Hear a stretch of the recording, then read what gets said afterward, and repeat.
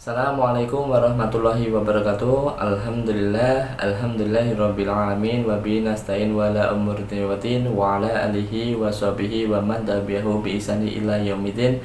Allahumma sholli ala sayyidina Muhammad wa ala ali sayyidina Muhammad.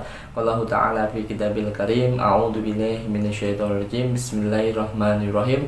Rabbi shrahli sadri wa yassirli amri wahlul 'uqdatam min lisani yafqahu qawli. Shadaqallahul adzim.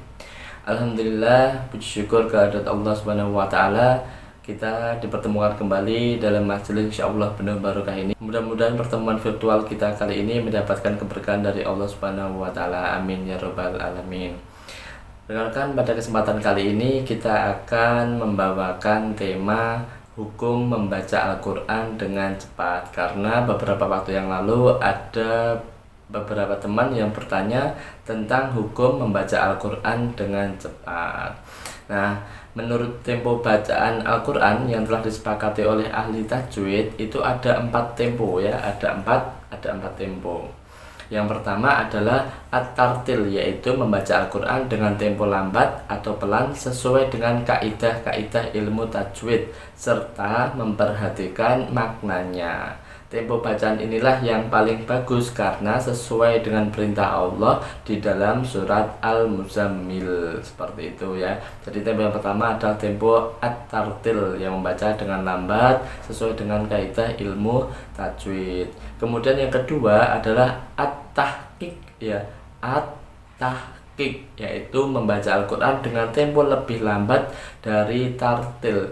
Tempo bacaan ini lazim digunakan dalam mengajarkan bacaan Al-Quran.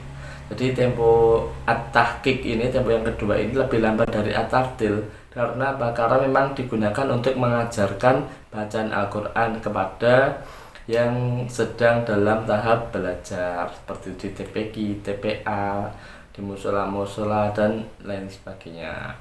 Kemudian untuk yang ketiga adalah at-tatwir, yaitu membaca Al-Quran dengan tempo pertengahan, yaitu tidak terlalu cepat dan juga tidak terlalu lambat, antara tartil dan hazr. Hazr itu tempo yang keempat.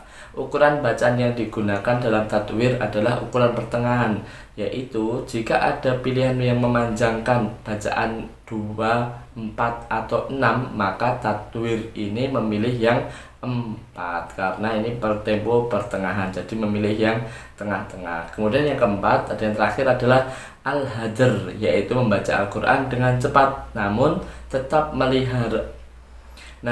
tetap memelihara hukum-hukum tajwid.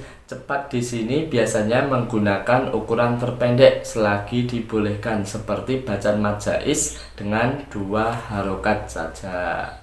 Oke, itu teman-teman. Jadi ada 4 tempo dalam bacaan membaca Al-Quran.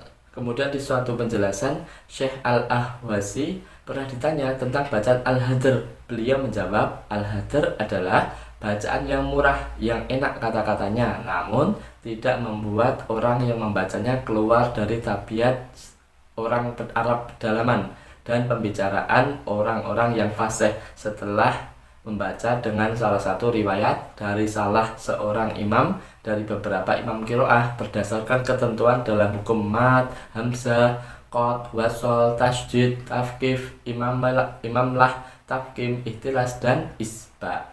Jika kaidah-kaidah tersebut dilanggar, maka ia dianggap orang yang bersalah. Jadi jika kita menerapkan kaidah al-hadr, tempo yang keempat tadi, tempo yang cepat tadi, tetapi kaidah-kaidahnya dapat kita pegang, dapat kita laksanakan, maka itu diperbolehkan. Kemudian Imam Malik radhiyallahu anhu juga pernah ditanyai mengenai membaca dengan al-hadr ketika membaca Al-Quran. Kemudian jawaban beliau adalah, sebagian orang jika ia membaca dengan cepat itu lebih mudah baginya, sedangkan jika ia membaca dengan tartil malah salah. Jadi semua itu tergantung dari bacaan mana yang dianggap mudah, dan ini adalah hal yang diluaskan. Maksudnya boleh memilih, mau milih tempo tartil, tempo tahdzib, tempo al-hadr, itu juga diperkenankan sesuai dengan kemampuannya masing-masing. Al-Qadhi Abul Walid menjelaskan bahwa yang dimaksud dari perkataan Imam Malik tersebut adalah dianjurkannya bagi setiap orang untuk membaca Al-Quran sesuai dengan kebiasaannya dan yang dianggap mudah baginya. Sebab bila seseorang disuruh membaca Al-Quran dengan cara yang lain yang sulit baginya, itu malah akan membuatnya berhenti membaca Al-Quran atau bisa juga sama sekali tidak memperbanyak dalam membaca Al-Quran. Itu yang dikhawatirkan akan seperti itu. Nah, dari uraian di atas dapat dipahami dapat dipahami bahwa membaca Al-Quran dengan cepat dalam istilah ilmu tajwid dinamakan al-hadr, dan bacaan seperti itu diperbolehkan.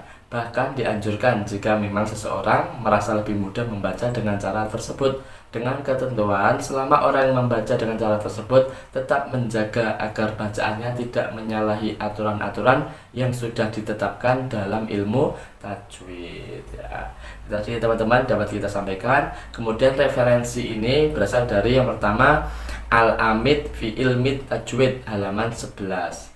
Al-Amit fil Ilmi Tajwid halaman 11, Fiqhu fi Qiraatil Quran halaman 48 sampai 49, At-Tahmid fil Ilmi Tajwid halaman 50. Kemudian Nihayatul Qaul Al-Mufid fil Ilmi Tajwid halaman 15 dan halaman 17.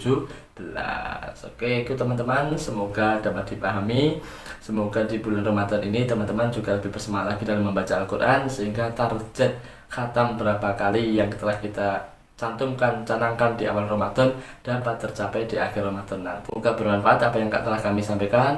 Mudah-mudahan Ramadan ini menjadikan kita pribadi yang lebih baik lagi. Terima kasih. Assalamualaikum warahmatullahi wabarakatuh.